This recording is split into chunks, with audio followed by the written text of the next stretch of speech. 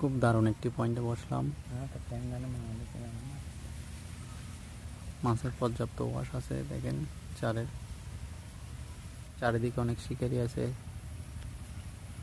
এদিকে আছে মাছের আনাগোনা আছে। 3টা হিট পেয়েছি, একটা কালীগনি, একটা রুই আর একটা পাঙ্গাস। দেখা যাক। এখন হচ্ছে সকাল 9টা 20। তো বন্ধুরা, এখন একটা হিট হয়েছে, এটা সম্ভবত মৃগেল মাছ, মাল মাছ, বেগুন, অবনীত।